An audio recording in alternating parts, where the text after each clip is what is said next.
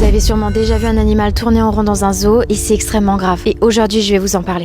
Moi, c'est Yuna et j'enquête sur tous les animaux qui buzzent sur les réseaux. Et je te dis, si c'est bien, s'il faut boycotter. Alors pour ne rien rater, n'hésite pas à t'abonner. Ça fait 3 mois que je fais des enquêtes, notamment dans les Hauts-de-France, et la chose que j'ai le plus vue en captivité, c'est la stéréotypie. La stéréotypie, c'est lorsqu'un animal reproduit sans cesse le même geste comme un automatisme. J'ai pu l'observer sur un zèbre tournant en rond autour des arbres aux zones de Vincennes, un ours polaire faisant des allers-retours devant son bassin aux zones Mulhouse, des lionnes faisant des allers-retours et contournant des objets imaginaires dans un tout petit espace, de Laurent-Clos aux zones Montpellier. Bref, cet automatisme est une vraie souffrance pour l'animal. La stéréotypie peut aussi s'observer en regardant le sol. En effet, on constate que les traces de leurs pattes qui reproduisent sans cesse le même chemin sont ancrées. C'est ce qui m'avait énormément choqué pour le renard polaire aux zones Mulhouse. Ces comportements ne sont pas anodins, ce sont des marqueurs de stress chronique, voire de souffrance profonde. Le zoologue Fred Kurt considère que ces mouvements stéréotypés peuvent être apparentés à la folie humaine. Parmi les animaux qui souffrent le plus de la captivité, l'éléphant serait le numéro 1. Je me rappelle en avoir vu au Japon se balancer et refaire sans cesse le même chemin. Cet animal, qui a pourtant besoin de marcher 30 à 50 km par jour, ne peut le faire. Les éléphants en captivité vivent aussi moins longtemps, une vingtaine d'années, alors que dans la nature, ils peuvent dépasser 70 ans. Pour les espèces qui souffrent le plus de la captivité, on retrouve aussi les grands félins, les ours polaires, les primates, les loups, les girafes, les renards polaires et j'en passe. Face à ces troubles du comportement et à cet ennui total, les zoos ont inventé des enrichissements. Il y a plusieurs sortes d'enrichissements, alimentaires, structurels, cognitifs, sociaux, olfactifs, etc. Ce que vous voyez ici fait partie de ces enrichissements, plus connus comme des boules en plastique, des anciens sacs de boxe, des pneus, bref, des objets pour essayer d'améliorer les conditions de captivité et tenter de faire oublier à l'animal son enfermement. Parce que oui, la stéréotypie est née dans ces endroits. Pour tout vous dire, la stéréotypie n'existe pas, ou presque pas dans la nature. Ces troubles se développent à cause d'un environnement inapproprié. L'un des facteurs de stress les plus évidents en captivité est le manque d'espace. Vous l'aurez compris, c'est un gros appel au boycott de ces endroits qui enferment des animaux. En 2025, il est grand temps de comprendre qu'un animal sauvage ne sera jamais heureux en captivité, car la captivité, c'est l'opposé de la liberté.